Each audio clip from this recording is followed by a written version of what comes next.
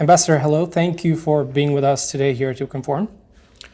Well, thank you for having me, and I'm looking forward to this interview.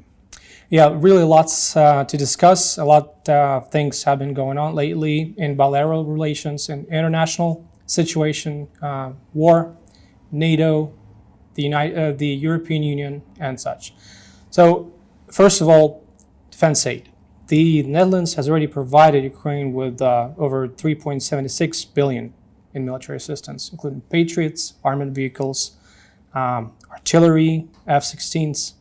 Is there a discussion underway currently of donating more air defense systems, additional fighter jets, or other modern firepower? Yes, well, the Netherlands has been supporting Ukraine for the last 3 years in many ways. Morally, for humanitarian aid, reconstruction, economical, but also military. And indeed, 3.8 billion euros has been delivered so far, but there is another 6 billion, more than 6 billion in the pipeline. So the Netherlands has committed more than 10 billion euros in military aid, of which almost 4 has been delivered and the rest is in the pipeline. The Dutch defense minister stated that supporting Ukraine is our common responsibility. How does the Netherlands see the role of the country and the entire EU in ensuring the long-term security of Ukraine, especially after the hot phase of the war is over? Yes, well, we have always said that this is a common struggle. We are in here together with Ukraine. It's not just the interest of Ukraine, it's also a European interest to defend its security, to defend its prosperity, to defend its values. And therefore the EU accession process is so very important. As you know, the treaty on the European Union also has a provision for security. So this EU accession process is not just about the internal market, it's also about security. When the war is over, of course, the EU is into a long-term relationship with Ukraine. And I suspect that everything the EU and its member states are doing now in providing military aid to Ukraine will shift partly towards economic support, reconstruction, etc. Well, yeah, speaking of reconstruction, the country recently announced the allocation of 209.5 million euros for the restoration of our critical infrastructure affected by war, including 45 million for the Energy Support Fund.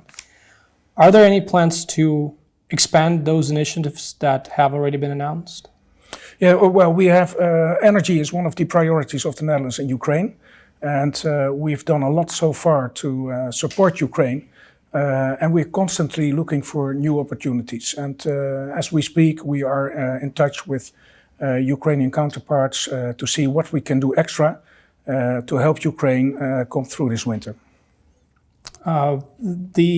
Speaking of the war and the political aspect of settling it, your country actively supports the Ukrainian peace formula, having signed the Peace Summit Declaration in June 2024, confirming commitment to the territorial integrity of Ukraine, the release of prisoners of war, nuclear securities, guarantees of nuclear security and food security around the world.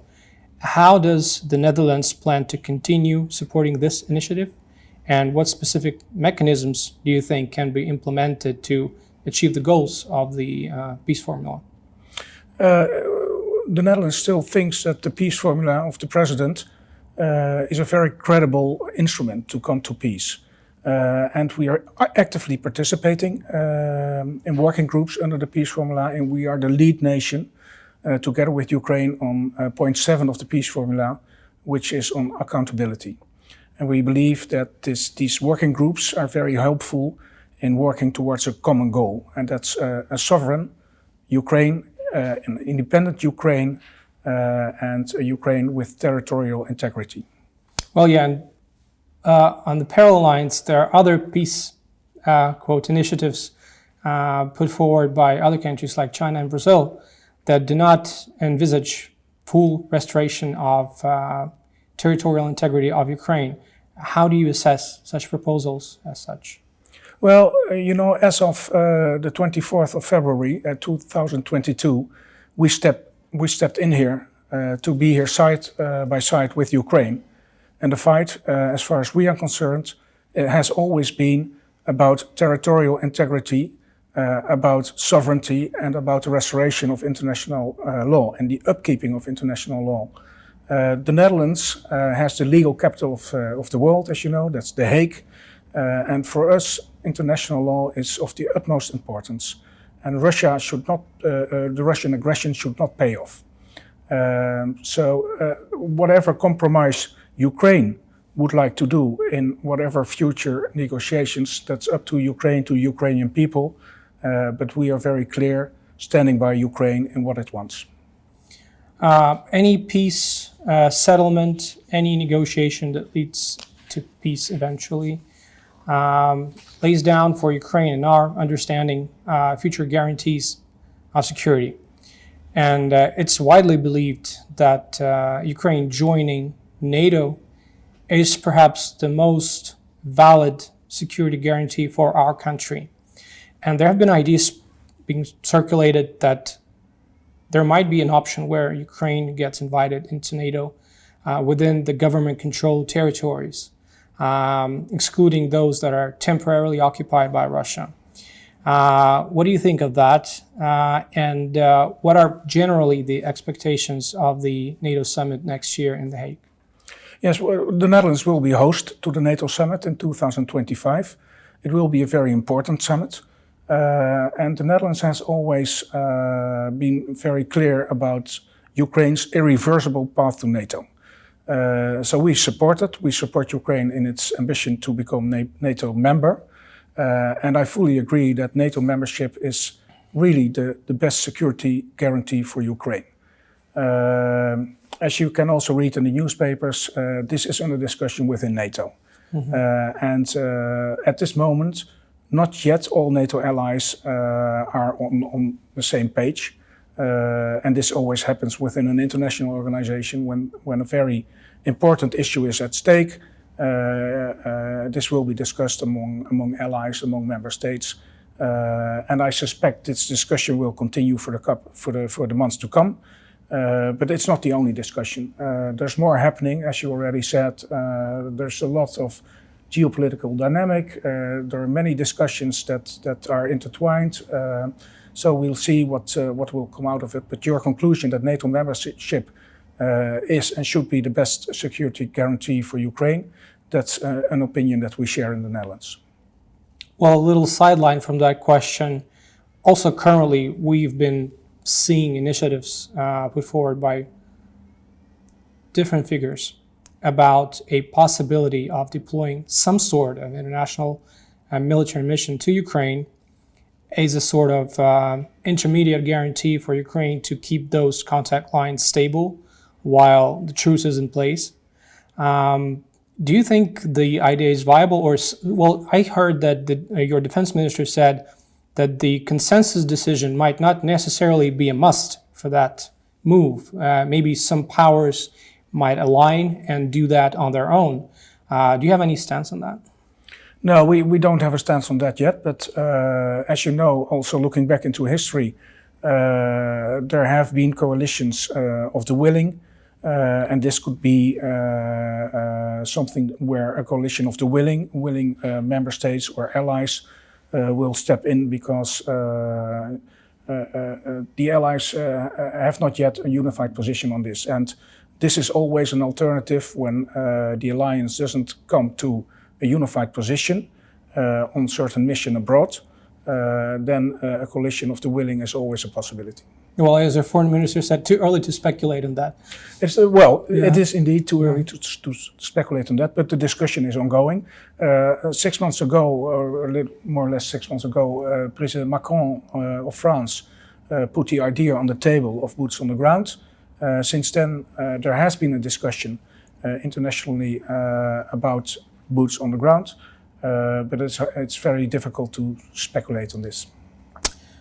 Another track that helps Ukraine see the future and retain hope for the better is European accession, EU accession. The Netherlands have always supported Ukraine on that path, and we do see some progress as voiced by officials in Brussels. How do you see Ukraine's progress on this path in terms of aligning our legislation and other reforms that are critical for meeting the expectations and the requirements set by the EU? Well, I think the progress that has been made and also has been documented by the European Commission just at the beginning of this month is impressive. And the great efforts that the Ukrainian government puts in it, the great commitment of the European Commission and its member states, and also the President of the European Commission, Mrs. von der Leyen, has been so vocal and supportive of Ukraine's membership of the EU. This all helps very much. And it's also, when I talk to people in Ukraine, it's something that is massively supported by people from on the national level, on the regional level, and even on the local level. It's a topic that resonates everywhere. Although the progress has been very impressive so far, from earlier experience, I know that the difficult work is yet to come. The EU accession process is a very complicated process. It's a long and winding road, full of hard work and frustration and disappointment. And it is important that we stay in this process together. And the Netherlands has always been very strict on EU accession, but also is very willing to help Ukraine in its path towards the EU, because we believe that the rightful place of Ukraine is within the EU. Are there, just a bit of a technical question maybe, are there any technical or expert support programs planned to ensure our faster entry into the single trade market? Well, the technical support is mainly coming from the European Commission. And the European Commission is in the lead on behalf of the member states. But the Netherlands is always looking into specific areas that are of importance to us. And we are also willing to provide technical expertise, technical assistance, for instance, on the issues that are in the cluster of the fundamentals. That's the cluster that will be opened first. And that's also the cluster that contains difficult issues like reform of the judiciary, human rights, procurement, that sort of thing. And this is a very important topic to us.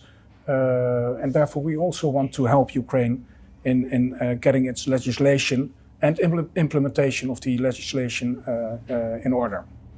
And for us, for the Netherlands, at the end of the day, it's the Copenhagen criteria that must be fulfilled. And once that has been achieved, we can be sure that not only the EU is ready for Ukraine, but Ukraine is also ready for the EU. Well, yeah, that will make Ukraine stronger, definitely. Yes, I believe so. And while making Ukraine stronger, making Russia weaker at the same time contributes to bringing peace closer. How do you assess the current situation of international sanctions imposed on Russia? How really effective are they, given that Russia keeps finding loopholes to evade them? And also they keep doing what they have been doing for years. It's industrial espionage. We've read about the case where a person was charged with spying for Russia, some guy who worked for the microchip companies in the Netherlands. Yeah. What better can they do to prevent Russia from evading those sanctions? What must be done?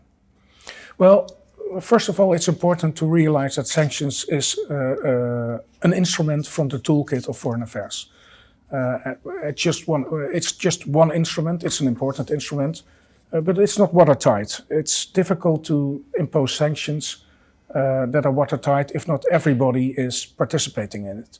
And for instance, as long as China will fuel Russia with products that it needs for its defense industry, there will be a big loophole in the sanctions.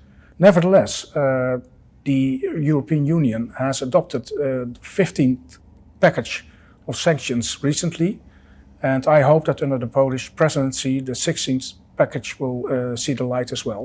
So we are working on improving the sanctions again and again, but we should realize it will never be watertight. Any particular sector of Russian economy you personally believe must be sanctioned as a priority? Well, I would say the defense industry. But again, it's very difficult. The Russian alliances with North Korea, with Iran, and the very important economic relation between Russia and China now are the biggest loopholes, and they are very difficult to close for the European Union and its partners. Another bit that's very important is frozen Russian assets. It's of particular importance for Ukraine to use that money for reconstruction and other purposes. There's a question that in the fall, a report was published stating that a large part of the assets that Russian companies had in the Netherlands and had been frozen before were somehow released because the owners of those companies formally distanced themselves from those assets. Is there any update on the fate of those assets as of now?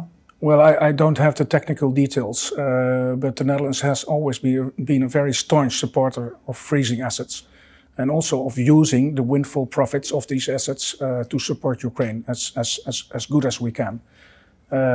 Unlike in Russia, in the Netherlands, the rule of law is very important. So when you freeze assets, you need a very sound legal base. And if a judge finds that the legal base is not sound enough, then unfortunately we have to let go of it or look for another way to freeze these assets. So this is also, this is the consequence of living in a country where the rule of law is very important. A question from the humanitarian field, bringing back Ukrainian children abducted by Russia. Your country is actively involved in the effort in the international coalition to return these children illegally deported by Russia. It has already allocated 2 million euros to support forensic research in Ukraine. Also, there's this Back to School But Not For Them awareness campaign launched in the Netherlands to spread the word about the problem. What additional steps do you think the international community as a whole, including the Netherlands, can do to bring those kids back home from Russia? And maybe some new programs or measures are planned or scheduled for their reintegration and their rights protection? Yeah, well, the abduction of children to Russia is one of the most repulsive criminal acts of this war so far. And of course, these children belong to Ukraine. They belong to their parents, to their families. They need to be brought home. We all know that this is a very difficult situation, and I sincerely hope that as soon as it will come to negotiations about ending the war, that this will be a prominent part of these negotiations, because that will be, I think, the best way to get them home as soon as possible, and that's what we should all strive for. And we're coming back to the question of accountability. Absolutely, yes. As I said, the Netherlands is not only the legal capital, or does not only have the legal capital of the world, we are also co-lead on Working Group 7 on accountability. So for us, accountability is a real important priority of what we do in Ukraine. Another humanitarian question, culture, art. As a result of Russian aggression, more than 2,000 cultural infrastructure sites have been damaged or destroyed in Ukraine. But at one time, the return of the Skilling gold, that collection, was made possible thanks to the efforts of the Netherlands. It confirmed the importance of international law and respect for Ukraine's cultural heritage. How do you assess the significance of that precedent in place? And what measures do you think the Netherlands can undertake to help Ukraine restore its affected cultural infrastructure and to help bring back Ukraine's cultural heritage to normal? The Russian aggression also to Ukrainian cultural heritage is something we have seen for the last couple of years, and it did worry us very much, because it's not just an attack on Ukrainian culture, but also on Ukrainian people and Ukrainian identity. Therefore, the Netherlands has its own cultural program for Ukraine, which is tailor-made for supporting the Ukrainian Ministry of Culture in protecting its own cultural heritage. And recently we also supported a training for prosecutors of the Office of the Prosecutor General, training to learn them how they can find information, how they can digitalize certain processes, and how they can be more active in the field of prosecuting crimes against cultural heritage. Now back to your professional career. You were at one time the chief of the intelligence agency, so definitely you have knowledge that helps you understand the ongoing processes geopolitically, militarily, around the world and in Europe, of course. What lessons do you think Europe can take from the war unleashed by Russia in Ukraine? And how do you think Europe should adapt to the latest security and military challenges facing the bloc? Well, looking at what's happening in the world right now, you see big geopolitical dynamics. And it's dynamics between the US and China, it's dynamics between China and Russia, it's dynamics between Russia and Europe, including Ukraine. And a lot is happening in the world. What I believe is that Europe should wake up and change some policies if it wants to remain a relevant player worldwide. And as I speak these words, I should also say that Europe is waking up, because we have within Europe, we have this discussion about increasing the defense spending, about a European defense industry, etc., etc. So at the moment, Europe is waking up, but we still do not do enough to ensure our place in the global order for the years to come. So this will take a lot of difficult political choices in European countries in the years to come. Well, unlike autocracies, any democracy depends on people's view on things when making decisions, including on defense, of course, and security. And there's a problem where politicians in Europe and any democracy think 4 or 5 years ahead until the next election cycle. Do you think the society in the Netherlands is getting to realize the modern threats that are facing their country in particular, that God forbid the war or even the current hybrid threats are actually a threat to them personally? Is there a shift? I think there is a beginning of a shift. And in a democracy, and you're totally right, it takes more time, because you can't take difficult decisions without public support. But we have just seen this week that Mark Rutte, our former prime minister and staunch supporter of Ukraine, who is now the Secretary General of NATO, he made a statement as Secretary General of NATO, warning the populations of the NATO allies that they should prepare for difficult years to come, and that this will ask for difficult political choices. And of course, people have other issues at their mind as well. It's not just security, but also housing and also education, etc. But what I see now in the public debate in the Netherlands is that security is increasing its importance in the public debate. So what I understand from this dynamic is that at least the Dutch media, but with them also the Dutch population, is more and more realizing that these difficult choices will have to be made, and that security is a very important issue. Well, thank you very much. That was really insightful. I hope we'll talk again sometime. Thank you for coming to us today. You're welcome. It was my pleasure. Thank you.